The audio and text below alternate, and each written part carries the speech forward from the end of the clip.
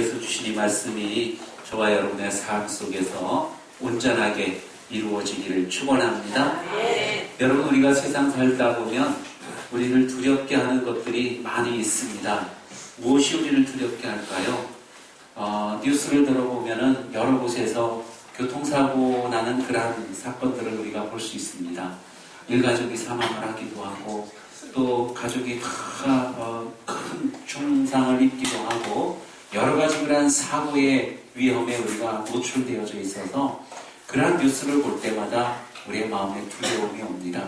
그런가 하면은 또한 테러라든지 아니면 여러 가지 살인 사건 이러한 것들이 많이 일어나서 우리의 마음을 두렵게 하기도 하고요. 또 어떤 그 자연재해로 인해서 지진이 일어나기도 하고 혹은 태풍이 불어오기도 하고 그러한 것들로 인해서 많은 생명들이 이 세상을 떠나갈 때 그러한 모습을 보면서 또한 우리가 두려움을 느끼게 됩니다. 어디 그러한 것뿐이겠습니까? 경제적인 많은 어려움들도 있을 것이고요. 기타 가족의 어떤 그 불화라든가 또 헤어짐이라든가 이러한 것들이 우리의 마음을 두렵고 또 우리를 무겁게 하는 것입니다.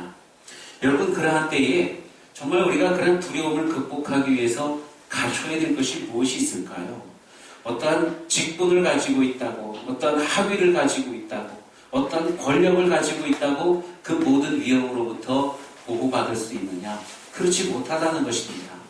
우리는 우리 자신의 모든 그런 것들을 다 내려놓고 오직 하나님 아버지를 바라보면서 하나님 도와주십시오 하고 주님 앞에 겸손히 나아가는 그러한 믿음이 필요한 때인 줄 믿습니다.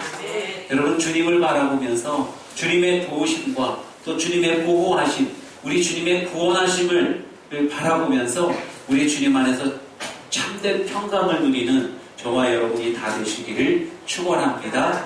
오늘 우리가 읽은 본문 말씀 우리가 14절에서 16절까지만 읽었는데요. 원래는 1절부터 16절까지를 다 읽으려고 했습니다만 너무 많이 길어서 가장 핵심이 되어지는 14절을 중심으로 해서 이 말씀을 함께 읽었습니다. 오늘 말씀에 보면 하나님이 이르시되 그가 나를 사랑한즉 내가 그를 건지리라. 그가 내 이름을 안즉 내가 그를 높이리라 하고 말씀하셨습니다. 자, 이 시편 91편은 시편 이 91편을 기록한 그 사람이 믿음의 사람이에요. 믿음의 사람이 하나님을 바라보면서 지극히 높으신 하나님, 전능하신 하나님께서 나를 구원하신다고 하는 그 믿음의 고백을 하고 있는 것이거든요. 자, 이렇게 믿음의 고백을 할 때에 하나님께서 그 믿음의 고백을 들으시고 그래, 네가 나를 아니까 내가 너를 구원해 주겠다. 네가 내 이름을 아니까 내가 너를 높여주겠다. 하나님께서 약속해 주시는 말씀인 것입니다. 그러니까 믿음의 고백이 있고 그 믿음의 고백에 따른 하나님의 응답, 확신을 주시는 그 말씀이 오늘 이 말씀 가운데 있는 거예요. 우리 하나님의 보호하심과 구원하심이 이 말씀을 통해서 더욱더 강하게, 더욱더 확실하게 느껴지는 저와 여러분이 되시기를 축원합니다. 오늘 말씀에 보면은 하나님의 이름을 안즉 그를 높여주신다고 말씀하고 있습니다. 여러분이 알고 있는 하나님의 이름은 어떠한 것들이 있습니까? 우리 성경을 탁 펴면은 제일 먼저 창세기 1장 1절이 나오고 있는데요. 거기는 엘로힘이라고 하는 하나님의 이름이 나옵니다. 그 엘로힘은 천지만물을 창조하신 전능하신 하나님이십니다. 그래서 엘로힘이라고 하는 그 이름을 할 때 하나님께서 천지만물을 창조하셨구나 하는 것을 우리가 알 수가 있는 것입니다. 오늘 성경 말씀 91장 1절 말씀에 보면 하나님의 이름이 두 군데가 나옵니다. 두 군데가 나오는데 뭐냐면은 지존자의 은밀한 곳에 거주하며 전능자의 그늘 아래 사는 자요. 지존자라고 하는 이름이 있어요. 지존자. 여러분이 지존자라고 하는 것은 지극히 높은 하나님이라는 뜻입니다. 엘리온이라고 하는 뜻이에요. 엘리온. 자, 하나님은 지극히 높으신 그러한 하나님이시라는 말씀입니다. 전능자라고 하는 것은 엘샤다이예요. 전능하신 하나님, 우리에게 충족시켜 주시는 하나님, 모든 것들을 다 채워주시는 그 하나님이라는 의미로 엘샤다이라고 그렇게 고백을 하고 있는 것입니다. 이 아브라함이 자기 조카 롯이 그 북방에 있는 왕들에게 공격을 받아서 포로로 끌려갑니다. 모든 재물도 다 빼앗겼어요.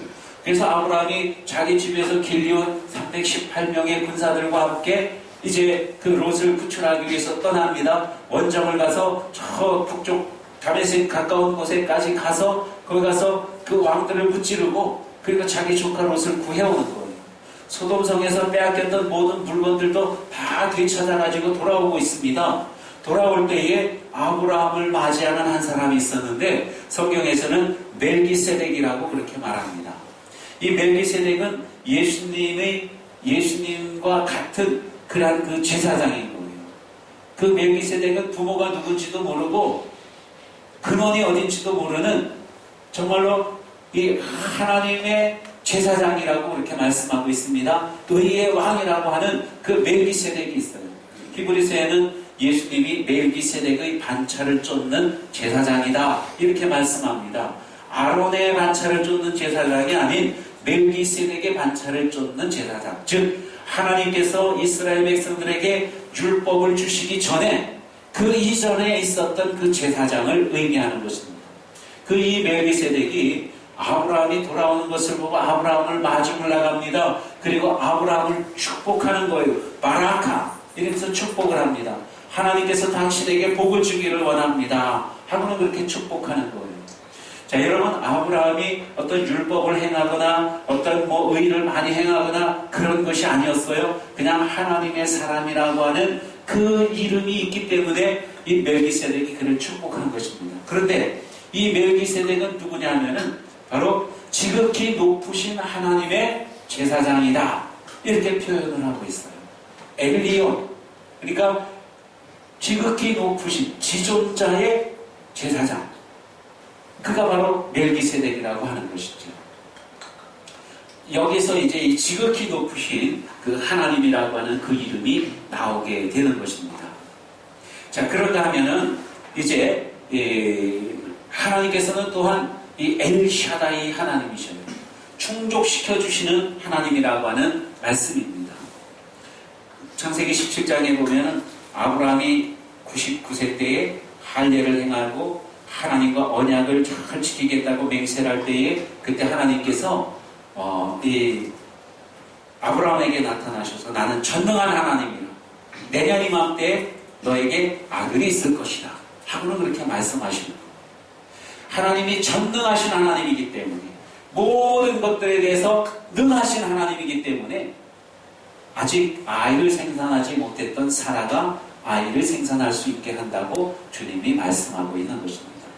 자, 여러분, 지극히 높으신 하나님하고 우리가 하나님을 높여드리면 지극히 높으신 하나님께서 우리를 축복해 주십니다. 우리에게 복을 내려주시는 것. 전능하신 하나님하고 하나님을 믿으면 하나님께서 그 능력으로 불가능한 것을 강하게 해주시는 바로 그 하나님이라고 하는 말씀입니다. 여러분은 하나님의 어떠한 면들을 느끼셨습니까? 나의 기도를 응답해 주시는 하나님도 있고요. 나를 언제나 지켜 보호해 주시는 하나님도 있고요. 나를 인도해 주시는 하나님도 있다는 겁니다.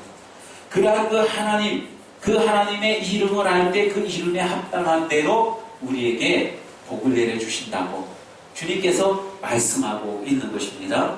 오늘 성경 말씀에 보면은 하나님이 이르시되 그가 나를 사랑한즉 내가 그를 건지리라. 그가 내 이름을 안즉 내가 그를 높이리라.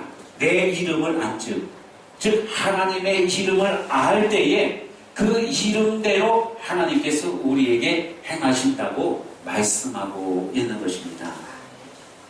여러분, 우리에게 다가오는 위험이 어떠한 것들이 있습니까? 아까도 말씀드렸듯이 여러 가지 사건과 사고와 질병과 재난, 이러한 것들이 우리를 다 두렵게 합니다. 근데 우리에게 두려움을 가져다주는 이 모든 것들은요, 보면은 마귀가 우리에게 우리 두렵게 하고 두렵게 함으로 말미암아서 이 저주받은 것 같은, 하나님이 우리를 돌보시지 않는 것 같은 그러한 가운데서 살도록 하는 것이 마귀의 계략인 것입니다. 오늘 읽은 91장 91편에 있는 말씀에 보면은 마귀가 행하는 몇 가지 일들에 대해서 기록을 하고 있는데요. 새 사냥꾼의 올무라고 하는 것이 있고요. 또 심한 전염병이라고 하는 것이 있습니다. 여러분, 새 사냥꾼의 올무는 뭐예요? 이 새가 그냥 안전하고 편안한 줄 알고 갔는데 자기가 원하지 않았던, 뜻하지 않았던 어떤 덫에 걸려버리는 거예요. 그러한 그 위험을 우리가 겪게 된다는 것입니다. 예를 들면은 누군가 나에게 안 좋은 언사를 행했어요. 그래가지고 내가 저걸 내가 어떻게 납작하게 만들지? 그래서 내가 더 강한 말로다가 그를 저주를 했습니다. 그리고 나서는 내가 이겼어 하고 좋아하는 것 같아요. 내가 승리한 것 같지만은 결국은 나는 더 악한 말들을 행하고 더 저주함으로 인해서 내가 망가져간다는 것이죠. 그러니까 잘 되어져 가는 것 같았는데 오히려 그것이 더 악한 형태로 되어지는 것을 바로 이 새 사냥꾼의 올무라고 그렇게 표현을 하고 있습니다. 마귀가 그렇게 하는 거예요. 우리가 뭔가 좋은 일, 잘한 것 같아요. 이긴 것 같아요. 그렇지만 그게 이긴 게 아니라 더 깊은 나락으로 떨어지게 만든다는 것입니다. 이게 새 사냥꾼의 올무와 같은 거예요. 또 전염병이라는 것도 있습니다. 여러분, 전염병은 어때요? 우리가 원하지도 않는데 어디선가 자꾸 이렇게 다른 곳으로부터 우리를 아프게 하는 질병, 세균, 아니면 바이러스 이런 것들이 몰려들어옵니다. 그리고 우리를 병들게 하는 거예요. 내 자신 내부에서부터 일어나는 것이 아니라 외부로부터 어떤 우리를 두렵게 하고 아프게 하고 병들게 하는 것들이 자꾸 들어온다는 것이죠. 자, 하나님께서는 그러한 모든 것들로부터 우리를 구원해 주신다, 보호해 주신다고 주님이 말씀하고 있습니다. 이어지는 말씀에 보면은 밤의 공포와 낮에 날아드는 화살들. 밤의 공포는 어떤 게 있어요? 밤이 되면 두려워요. 내가 이 밤에 눈 감았다가 아침에 눈 못 뜨면 어떡하나? 어떤 그 죽음에 대한 두려움들도 있습니다. 낮의 화살들은 뭐예요? 끊임없이 사람들로부터 공격을 받을 수도 있다는 거예요. 자, 이런 모든 것들을 누가 주느냐? 하나님이 주시는 게 아니라 마귀가 주는 거예요. 그래서 우리의 인생을 더욱더 처참하게 만드는데 하나님은 그러한 우리들을 건져주신다고, 보호해 주신다고 그렇게 말씀하고 있는 것입니다. 성경 말씀에 보면은 하나님은 피난처요 요새시라고 그렇게 말씀합니다. 2절 말씀에 보면 나는 여호와를 향하여 말하기를 그는 나의 피난처요 나의 요새요 내가 의뢰하는 하나님이라 하리니 이렇게 말씀합니다. 하나님의 마음에 합한 사람이 있었어요. 그는 다윗이었습니다. 다윗은 어린 소년 시절에 형들에게 아버지 심부름으로 도시락을 가져다 주러 갔다가 그것은 전쟁터였습니다. 이스라엘 사람들이 다 두려워 떨고 있어요. 블레셋 장수 골리앗이 키가 3m나 되는 그 장수가 막 고함을 지르면서 막 협박을 하면서 위협을 하면서 이스라엘 사람들을 두려움에 떨게 하고 있는 것입니다. 그때 다윗이 그 모습을 보고는 속에서 부글부글 끓어오릅니다. 아니 저 하게받지 못한 하나님을 알지도 못하는 저 사람에게 왜 우리 이스라엘 백성이 하나님의 백성들이 두려워 떠는 거야. 그러면서 이 다윗이 하나님의 이름으로 나가서 골리앗과 싸움을 싸우게 되지요. 자, 골리앗과 싸움을 싸울 때 우리가 잘 알듯이 다윗이 물맷돌로 골리앗의 정수리에 물맷돌을 탁 박히게 함으로써 골리앗을 죽이고 다윗이 승리를 하게 됩니다. 그러니까 그것을 지켜보던 사울 임금이 그 녀석 참 괜찮구나 하고는 군대 장관으로 삼았습니다. 그리고 자기 둘째 딸을 그에게 아내로 주었어요. 자, 백성들이 다윗의 그 전승, 다윗의 싸움을 싸우면 이기는 그 모습을 보면서 아주 그 다윗을 찬양을 합니다. 사울도 찬양을 하는데 사울은 천천히요, 다윗은 만만이라 이렇게 만만송을 부르는 거예요. 그러니까 사울이 들어보고는 기분이 나쁜 거예요. 왕인 자기에게 만만을 돌리고 이 부하인 다윗에게 천천을 돌려야 되는데 이 백성들이 그렇게 하지 않거든요. 그러니까 아이고 저놈이 내 자리를 차지하는 것 아니야? 그래가지고 다윗을 미워하고 시기하기 시작합니다. 이 다윗을 죽이려고 그러는 거예요. 어떤 때는 창을 던지기도 하고 군사들을 이끌고 가서 막 다윗을 쫓아다닙니다. 다윗은 마치 사냥당하는 짐승 마냥 도망다니는 거예요. 도망다니는데 엔게디 광야의 불 속에도 들어갑니다. 또 마사다 저 높은 그 요새 그곳에 들어가서 몸을 보호하기도 하는 거예요. 그러면서 다윗은 하나님은 나의 요새시고 나의 피난처시다. 내가 지금 피하는 것이 엔게디 광야이고 또 깊은 불속이고 또 높은 요새이지만 진정 나의 요새는 하나님이시라고 그렇게 고백을 하는 것입니다. 여러분, 하나님은 우리를 지키시고 우리를 보호해 주시는 요새이고 또한 피난처가 되는 줄로 믿으시기를 바랍니다. 그 어떠한 위험이 와도 하나님께 피하면 우리가 구원함을 받을 수 있게 된다고 하는 말씀입니다. 자, 그 다음에 나오는 말씀에 보면 4절 말씀인데요. 거기에는 그가 너를 그 깃으로 덮으리니 내가 그의 날개 아래 피하리로다. 그의 진실함은 방패와 손방패가 되시나니. 자, 여기에 보면 두 가지가 나옵니다. 하나는 하나님은 날개의 깃으로 우리를 보호해 주신다는 것이며 하나님이 우리에게 방패가 되어 주신다고 그렇게 말씀하고 있는 것입니다. 자, 날개. 하나님이 우리에게 날개가 된다는 거예요. 성경 한번 볼게요. 자, 여기 보면은 말라기 4장 2절에 나와 있는 말씀입니다. 이것은 제가 신방을 다닐 때 어디 몸이 아픈 분들이 있으면은 그분들에게 가서 꼭 이 말씀을 많이 전해주고 그래요. 한번 읽어볼까요? 시작. 내 이름을 경외하는 너희에게는 공의로운 해가 떠올라서 치료하는 광선을 비추리니 너희가 나가서 외양간에서 나온 송아지같이 되리라. 아멘. 이런 역사가 저와 여러분에게 임하기를 축원합니다. 자, 그런데 여기 보면은요, 의로운 해가 떠올라서 치료하는 광선을 비추리니, 그리고 영어로다가 제가 써놨어요. 영어로 뭐라고 썼냐면은 Healing in His Wings. 윙이 뭐예요? 날개라고 하는 뜻이에요. 날개. 자, 우리 성경에는 치료하는 광선이라고 표현을 했지만 저게 원어로는 카나프입니다. 카나프는 뭐냐면 날개라고 하는 뜻이에요. 빛의 날개. 그러니까 빛이 날개와 같이 비춰지면서 치료한다는 그러한 말씀을 하고 있는 것입니다. 여러분, 성경에서 여러 군데 날개, 카나프라고 하는 단어들이 나오고 있습니다. 그 날개는 하나님께서 우리를 보호해 주시고 하나님께서 우리를 지켜주시는 그 날개를 의미하고 있는 것입니다. 여러분, 인디아나 존스 영화를 보셨죠? 그 1탄이 뭐냐면은 그 법궤를 찾는 거예요. 레이더스라고 하는 제목으로 나온 영화였는데 주인공이 이 고고학자인데 연구를 하다 보니까 어디에 법궤가 있다는 거예요. 법궤. 하나님의 법궤. 그래서 그것을 찾아서 여행을 하고 모험을 합니다. 그 법궤만 손에 넣으면은 모든 전쟁에서 이긴다고 그렇게 믿고 있는 거예요. 그것을 이 학자도 그 믿고 있고 반대편에 2차 대전 때 독일 분들도 그걸 믿고 있는 거예요. 서로 그 법궤를 찾아 나서는 거예요. 그 법궤를 찾는 그런 모험이 그려진 영화인데 나중에 끝에 가면은 법궤를 찾습니다. 법궤를 찾았을 때에 독일 군들이 탁 나타나가지고는 법궤를 빼앗는 거예요. 그리고 독일군 그 대장이 이 법궤 안에 도대체 뭐가 들어있나 뚜껑을 딱 열어보는 순간 그 속에서 저주의 영들이 나와가지고 그 독일군 악당들을 다 죽여버리는 거예요. 다 죽여버리는 거예요. 자, 왜 제가 법궤 얘기를 하냐면은 어디 좀 한번 볼까요? 법궤의 그림이 나와 있습니다. 다시 한번 더 보세요. 요게 이제 법궤인데요. 설명을 좀 해드리겠습니다. 요 밑에 좀 희미하지만 보면 요 밑에 요 부분을 법궤라고 합니다. 언약궤라고도 표현을 하고 있어요. 길이가 2규빗 반, 1규빗은 여기서부터 요만큼 되는 거예요.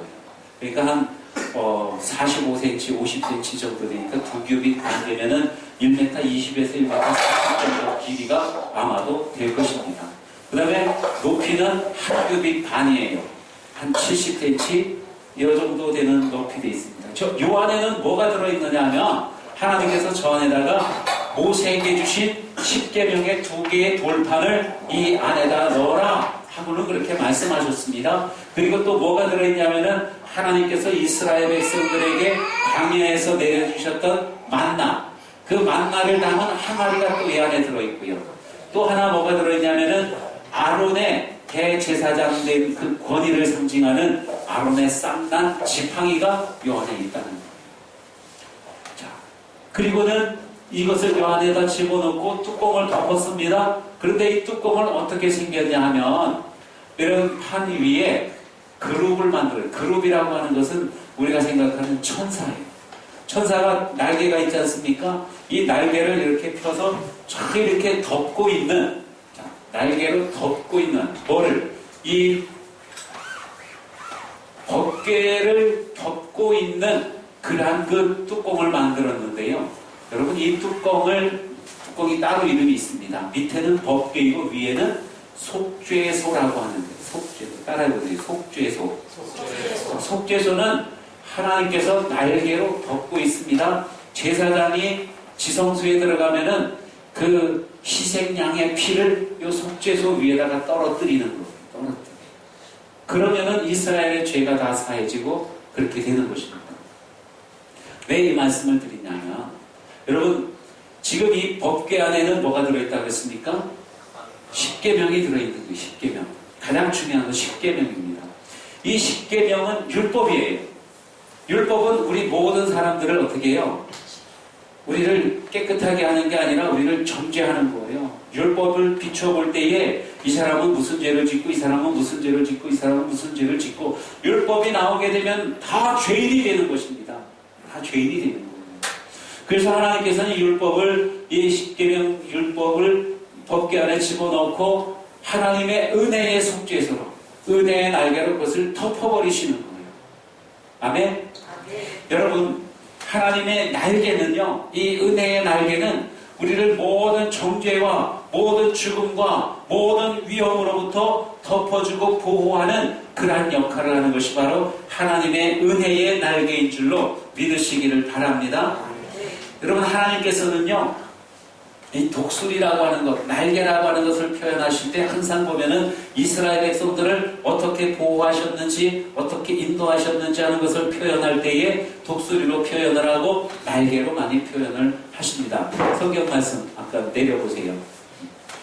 자, 여기 보면 이제 모세가 이스라엘 백성들에게 마지막 고별 설교하는 것입니다. 거기에 하나님께서 이스라엘 백성들을 어떻게 인도해 오셨는가 하는 것을 지금 말씀해 주고 있는데요. 한번 읽어보겠습니다. 시작. 마치 독수리가 자기의 보금자리를 어지럽게 하며 자기 새끼 위에 너풀거리며 그의 날개를 펴서 새끼를 받으며 그의 날개 위에 그것을 얹는 것 같이 여호와께서 홀로 그를 인도하셨고 그와 함께한 다른 신이 없었도다. 이스라엘 백성들이 애굽 땅에서 나왔어요. 가망이 있는 애굽 땅에서 이스라엘 백성들을 하나님께서 이끌어내셨습니다. 이것은 보금자리를 어지럽히는 독수리에 비유하고 있는 거예요.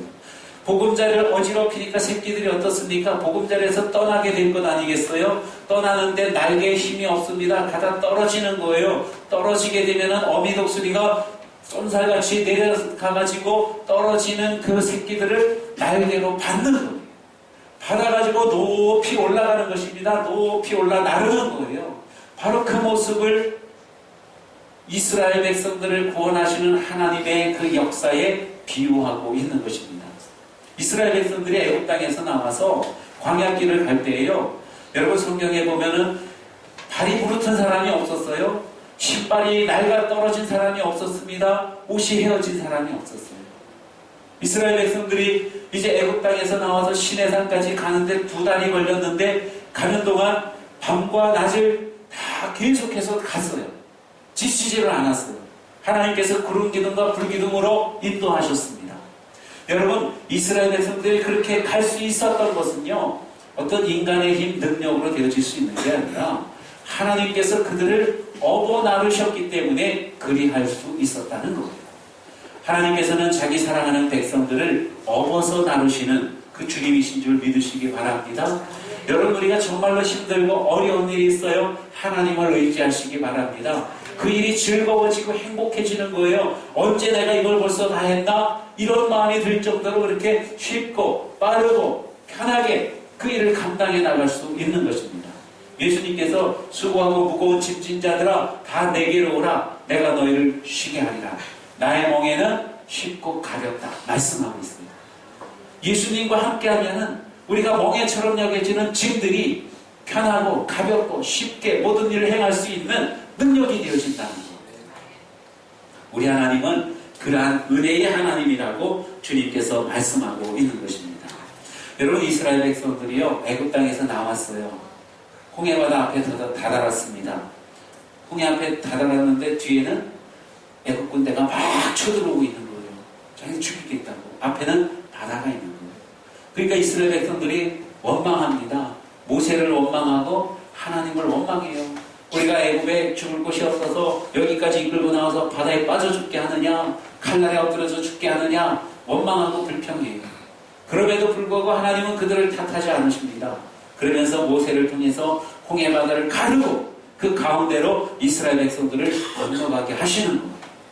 어디 그뿐이겠습니까? 사흘길을 걸어갔는데 물이 없어요. 물이 다 떨어져서 목마릅니다. 이스라엘 백성들이 또 원망합니다. 우리를 목말라 죽게 할 것이냐? 그때 하나님께서는 마라의 쓴물을 고쳐서 단물이 되게 하시는 거예요.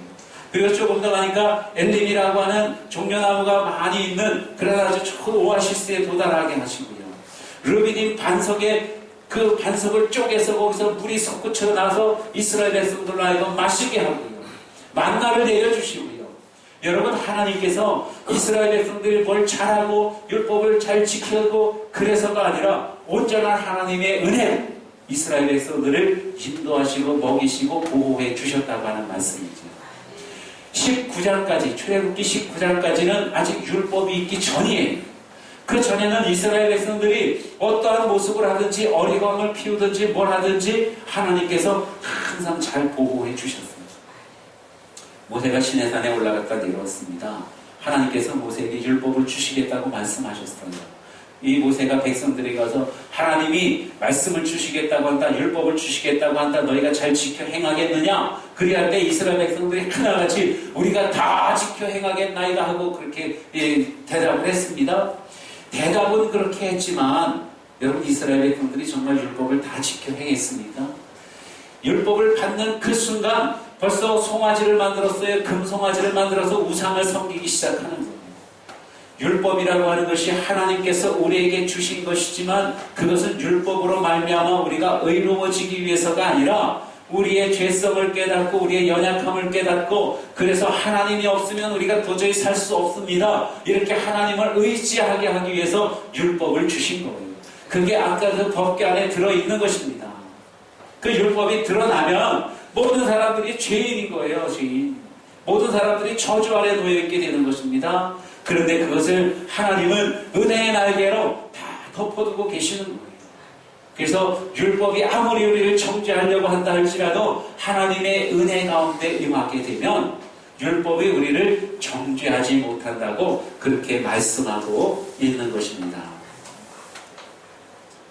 하나님이 우리에게 요구하시는 것은요, 율법이 아니에요. 하나님의 원래의 뜻은 우리에게 은혜를 베풀어 주시는 것입니다. 아담과 하와를 에덴 동산에 만들어 놓으시고 그들에게 한없는 은혜를 베풀어 주셨어요. 은혜의 관계를 원하셨습니다. 그런데 아담과 하와가 죄를 지으면서 죄와 함께 뭐가 들어왔어요? 죽음이 들어오게 되고 저주가 들어오게 되고 죄와 함께 또 뭐가 들어왔습니까? 율법이라고 하는 게 들어온 거예요. 율법은 원래 우리 자리에 있는 것이 아니라고 하는 거지. 로마서에 보면은 그렇게 말씀하고 있습니다. 성경 한번 볼게요.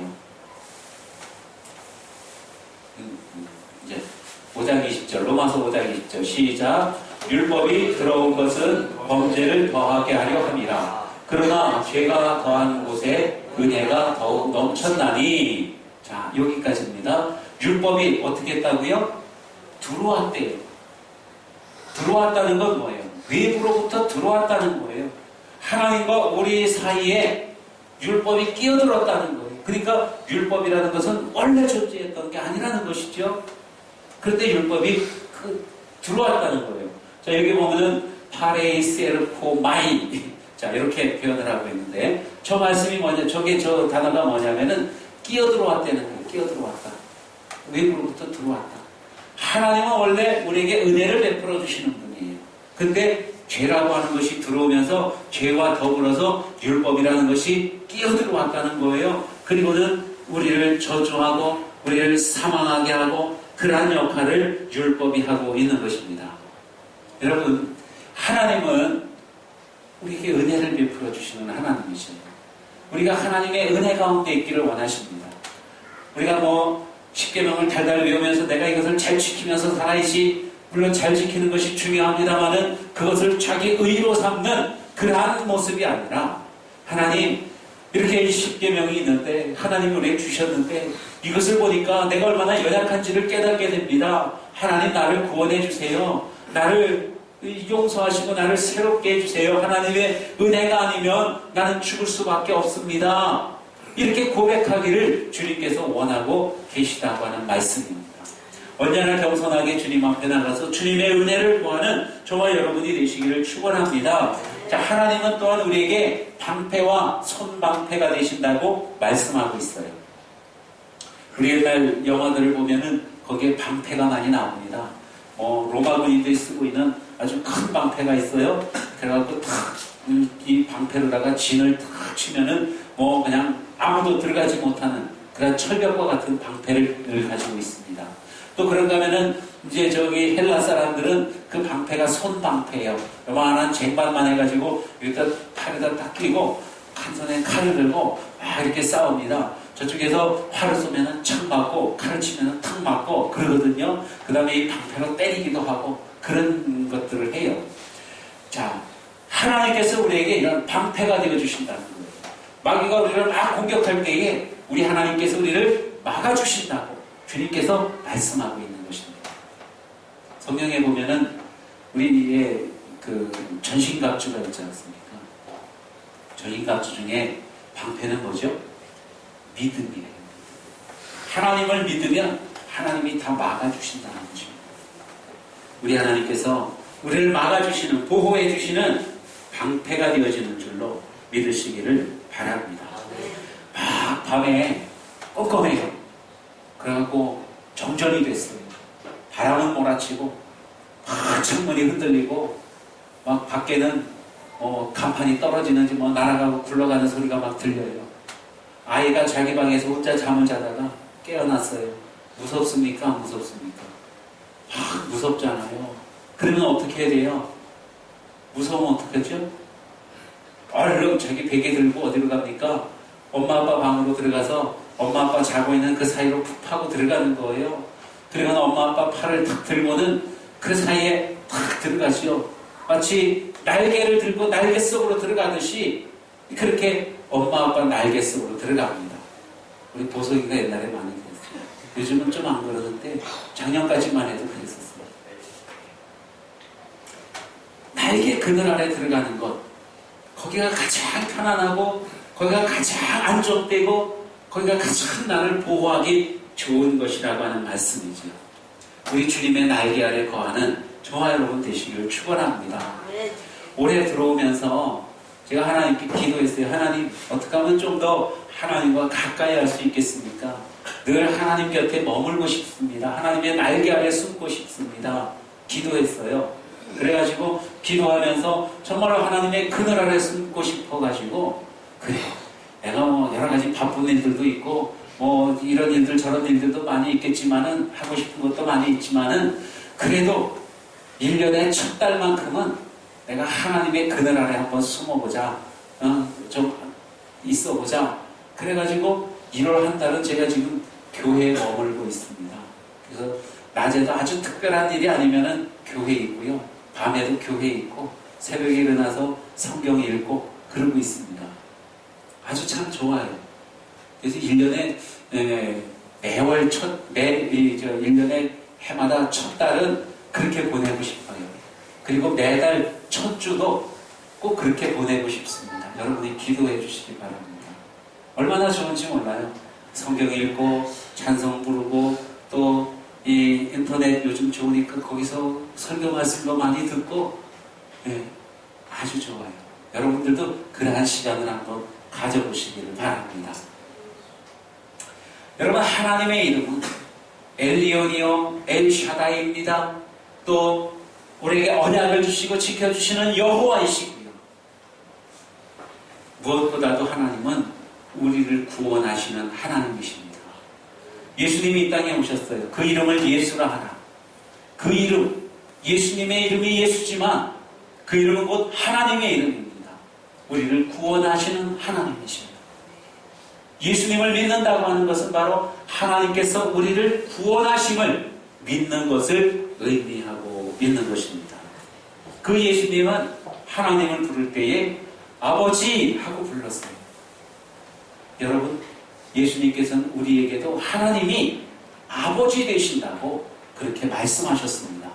그래서 제자들에게 기도에 대해서 가르쳐 주실 때에 하늘에 계신 우리 아버지요 하고 그렇게 가르쳐 주셨어요. 그때는 아직 성령이 임하기 전이었습니다. 한 사람 한 사람이 막 불의 혀 같은 성령 체험을 하기 전이었어요. 그래서 예수님께서는 제자들 전체에게 하나님은 우리 전체의 아버지시다. 그래서 하늘에 계신 우리 아버지요. 이렇게 기도를 가르쳐 주셨습니다. 여러분, 오늘날은 우리가 하나님 앞에 기도할 때 하나님 우리 아버지, 그것도 좋지만 하나님 나의 아버지, 이게 정말로 중요한 거예요. 우리 그러면은 다른 사람들에게는 아버지 되지만 나는 그냥 그 사이에 조금 꼽살이 껴있는 것 같은 느낌이 들어요.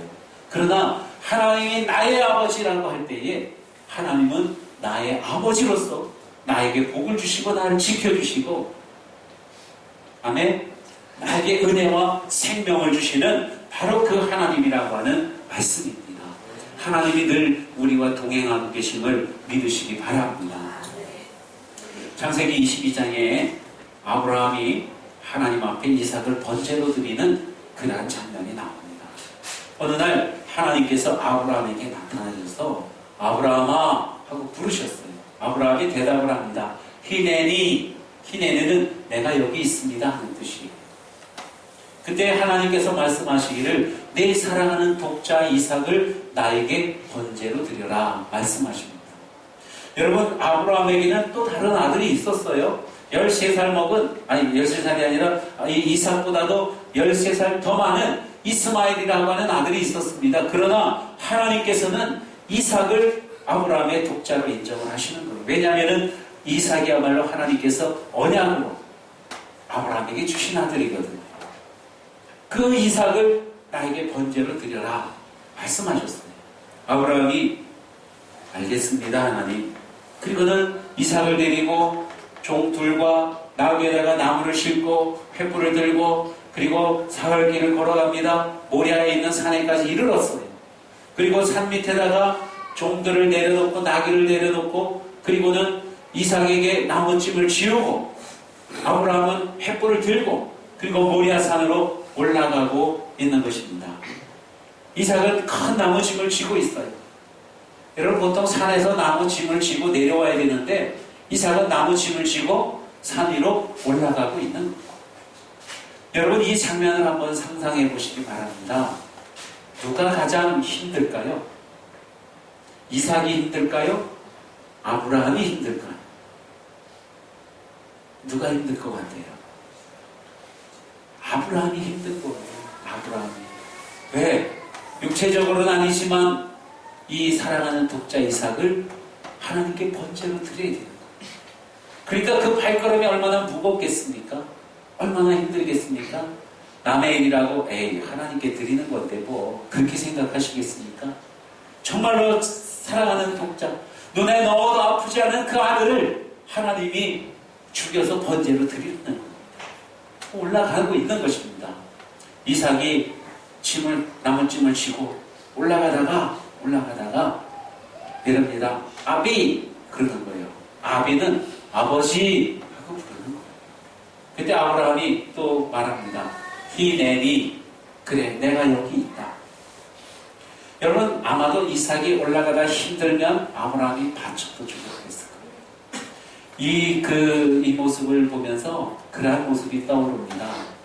여러분 다 보셨겠지만은 패션 오브 크라이스트, 그 영화에 보면 예수님이 십자가를 지고 골고다 언덕으로 올라가고 계셔요. 올라가다 쓰러집니다. 가다가 또 쓰러지는 거예요. 그러니까 어머니 마리아가 막 달려나오지 않습니까? 아들아 그러면서요. 배너 영화에도 그런 장면이 나와요. 예수님이 십자가를 지고 하다가 쓰러지고 또 쓰러지고 막 이럴 때 배너가 바가지에다 물을 떠서 드리려고 하다가 로마 군들이 뻥 차가지고 물을 들이지 못하는 그런 장면이 나옵니다. 아비 하고 이삭이 부를 때에 아브라함이 히네니 하고 내가 여기 있다 이렇게 대답을 했어요. 아마도 예수님께서 십자가를 지고 골고다 언덕으로 올라갈 때에 아버지, 그러니까 하나님 아버지께서 그래 내가 여기 있다.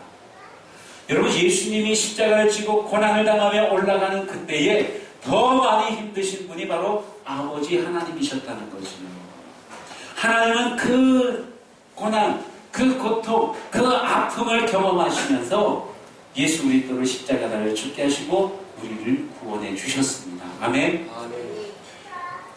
하나님이 우리를 얼마큼 사랑하시는가, 우리를 얼마큼 많이 사랑하시는가를 알려면 하나님이 예수님을 얼마나 많이 사랑하셨는가를 또한 우리가 알아야 돼요.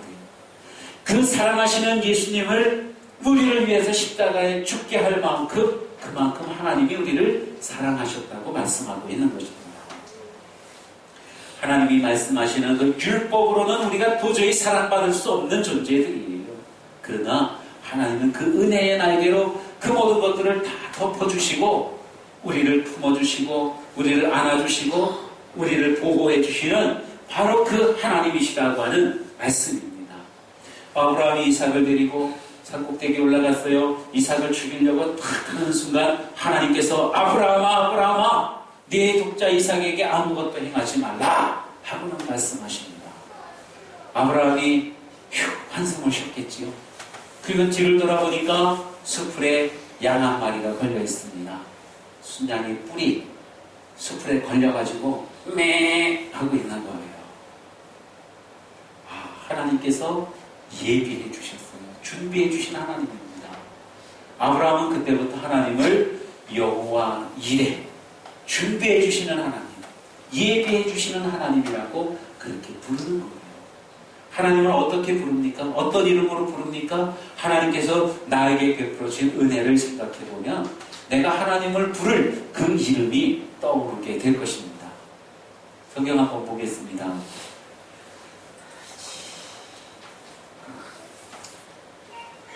이거 넘어가고요. 또 넘어가 보겠습니다. 예. 자, 아브라함. 예수님께서 이 장면을 보고 요한복음 8장 56절에서 이렇게 말씀하셨어요. 너희 조상 아브라함은 나이 때 볼 것을 즐거워하다가 보고 기뻐하였느니라. 예수님을 아브라함이 봤을까요? 못 봤잖아요. 그럼 예수님께서 하신 그 말씀은 뭘까요? 예수님이 대속죄물로 대신 죽는 그 모습을 바라보면서 마음에 즐거움이 있었어요. 그리고 보고 기뻐했다고 그랬어요. 어느 학자는 그렇게 말합니다. 이 수풀에 걸린 그 양은 바로 예수님이었다고요.